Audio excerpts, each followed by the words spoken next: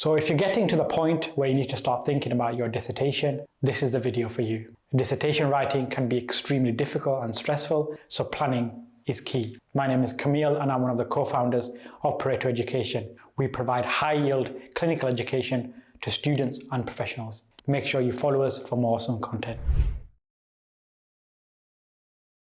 So in this video, I'll talk you through how to write an effective dissertation from start to finish. More specifically, we will be covering what is a dissertation, choosing your dissertation topic, the structure of a general dissertation, and common mistakes to avoid. So what exactly is a dissertation? A dissertation is a formal research project that actually showcases your ability to conduct and document independent research, analyze data, and contribute to the healthcare field and knowledge. It's often the final step in earning your degree. It normally centers around a specific problem or an issue that you've noticed. This could include evaluating the effect of a medication, the accuracy of an investigation, or writing about the effect of an intervention that you've instituted into clinical practice. Instituting a change takes the form of an audit or a quality improvement project, which we can talk about in a separate video. So firstly, choosing your dissertation topic. This is a difficult area, trust me, I've been there. However, you should choose something you're genuinely interested in.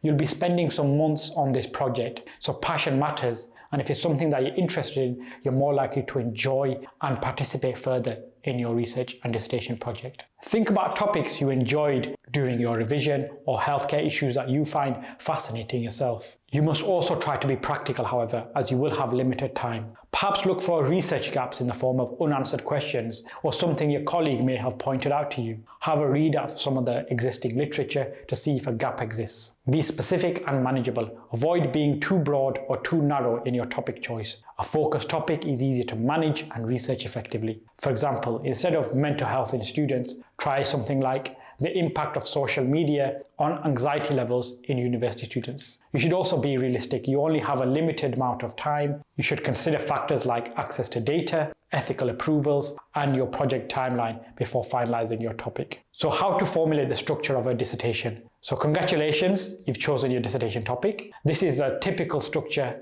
of a dissertation. This should include at least 4 key details: your dissertation title, your personal name, your institution, and the submission date. Perhaps you would also like to acknowledge your supervisor. Be sure to follow your university-specific formatting guidelines, as they can vary quite considerably, and this will give you points. Next comes the abstract.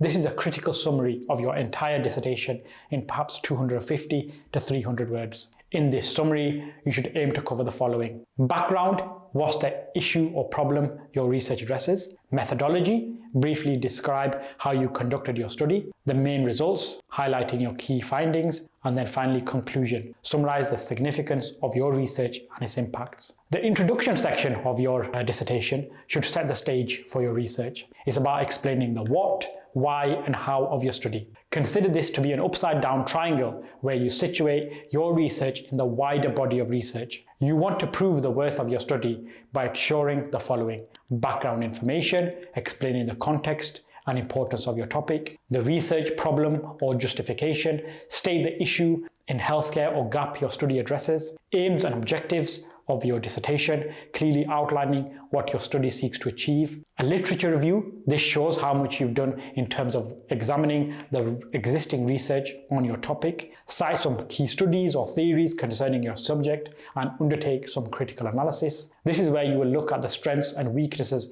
of a study by evaluating statistical parameters.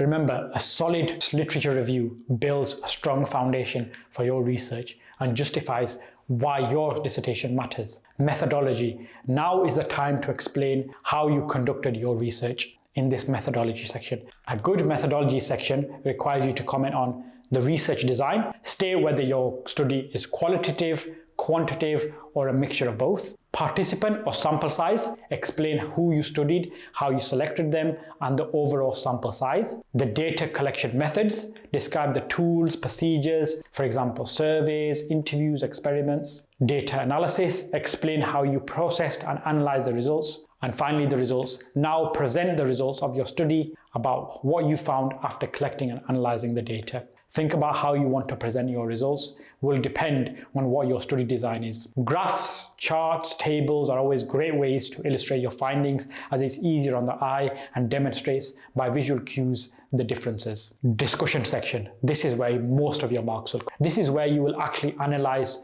your results much more deeper and interpret the meanings. Explain what this means within the wider body of literature. Discuss whether your findings supported your initial hypotheses and how they compare to previous research and studies, and what they mean for healthcare practice going forward. Be sure to acknowledge any study limitations and how further research can support or address these issues. Finally, conclusion and recommendations. Wrap things up with a strong conclusion and actionable recommendations. This section will be a summary of everything you've done so far, so try to succinctly bring together your key points, restate the significance, and suggest how healthcare policy or policy could be improved based on your findings. You should keep this section concise and impactful. It's the last thing your leader will see. The last section, in actual fact, will be the references and appendix section. This can be sometimes neglected, but remember, throughout your study, keep a close eye on your references and appendices. These will ensure that your project is properly referenced and ensure you get the maximum amount of points. Examiners always have a keen eye for detail in this section, so cite every source that you've used and follow the citation required by your particular institute. There are a variety of methods, such as Harvard method, Vancouver method, etc. Double check to ensure every source in your paper appears in your reference list, and there are tons of management tools out there that will help you do this, including EndNote, Cite This For Me, Mendeley, and more. In the appendices, include extra materials like consent forms, questionnaires, detailed calculations that support your study, but if they are too lengthy for the main text, you may want to avoid this. So, the main common mistakes to avoid in a dissertation. After speaking to many students over the years with their dissertations, these are the common mistakes we found. Skipping or neglecting the proposal stage. Your dissertation proposal is like a blueprint. It will outline what your research does and how you will do it, and why it matters. Skipping this step or rushing through it can cause major problems later on.